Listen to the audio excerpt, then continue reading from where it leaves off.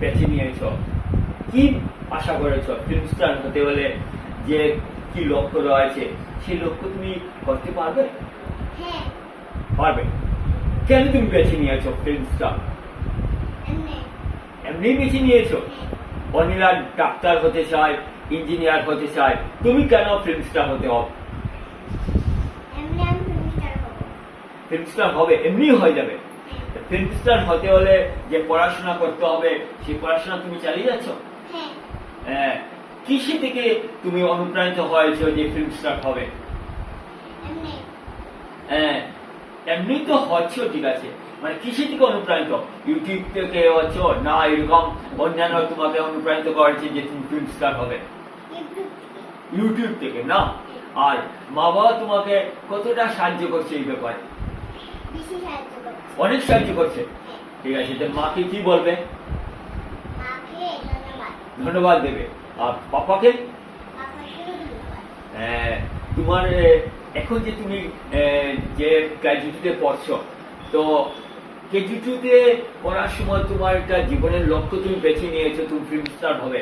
তুমি যখন তুমি বড় হবে তখন কি এরকমই তোমার স্বপ্ন থাকবে, না তুমি স্বপ্ন থেকে চলে যাবে? স্বপ্ন থাকবে। থাকবে। বাহ বাহ বাহ, কি শুনছেন? অর্পিতা কি বলছেন? অর্পিতা বলছে যে কেজি2-তে ওর যে স্বপ্ন রয়েছে বড় হয়ে সেই স্বপ্নেই থাকবে, স্বপ্ন ভঙ্গ হবে না। কি আশ্চর্য প্রতিভা ওর মধ্যে!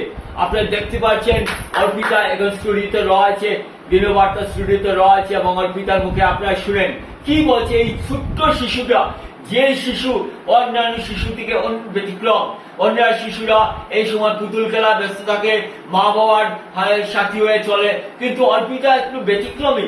অর্পিতা এখন থেকে সে জীবনের লক্ষ্য বেছে নিয়েছে, সে ফিল্ম স্টার হতে হয়, এবং সে বলছে ফিল্ম স্টার হতে হলে যে পড়াশোনা চালিয়ে সে পড়াশোনা চালিয়ে দিবে, মা বাবাকে ওনাকে সাহায্য করবে, এবং মা বাবার স্বপ্ন যেটা রয়েছে ও স্বপ্ন পূরণ করবে।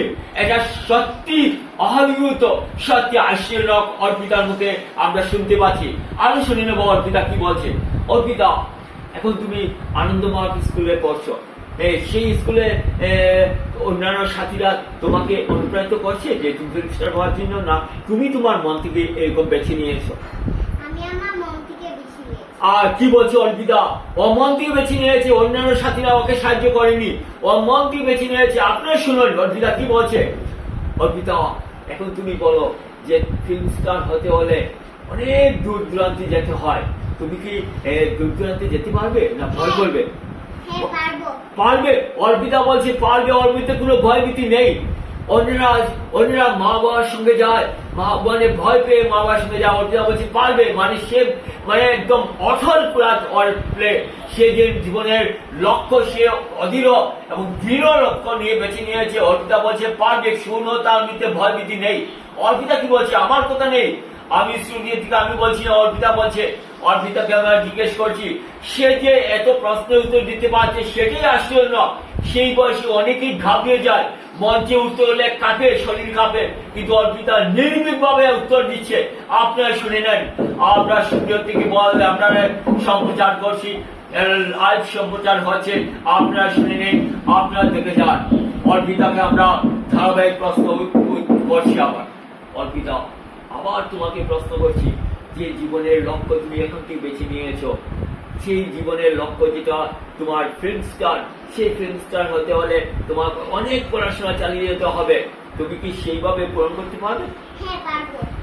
অর্পিতা বলছে সে পারবে। পড়াশোনা যে ফিল্ম স্টার হতে যে পড়াশোনা করতে হয়, অর্পিতা বলছে সে পারবে, মানে তার মধ্যে ক্ষমতা আরো ধীরে, মানে তার আত্মবিশ্বাস এত বেশি, সে মা বাবার স্বপ্ন পূরণ করবেই করবে, এবং সে এই স্বপ্ন পূরণ করার জন্য আমরা তার জীবনের যে লক্ষ্য, সেই লক্ষ্য পূরণ করতে যে সহযোগিতা করে আমরা তাকে অনুপ্রাণিত করছি, তার জীবনের লক্ষ্য পূরণ হোক, এবং সে মা বাবার স্বপ্ন যে নিয়ে এসছে সে মা বাবার স্বপ্নটা পূরণ করো। ধন্যবাদ অর্পিতা, তোমাকে অশেষ ধন্যবাদ, আবার তোমাকে অভিনন্দন, এবং তোমার স্বপ্ন পূরণ হতে যে যে তুমি তোমার জীবনের যে আকাঙ্ক্ষা সে আকাঙ্ক্ষা পূরণ হোক। আমরা তোমার অন্তরিন্তর শ্রীবৃদ্ধি কামনা করছি এবং তোমার মা বাবাকে আবার আমরা তরফ থেকে ধন্যবাদ জানাচ্ছি। তুমি তোমার মা বাবার স্বপ্ন পূরণ করবেই করবে, এটা তোমার আত্মবিশ্বাস। সে আত্মবিশ্বাসের জুড়ে আবার তোমাকে আবার অভিনন্দন জানাচ্ছি এবং আমরা দিনবন্ধের পক্ষ থেকে আজ এখানেই শেষ করছি অর্পিতা।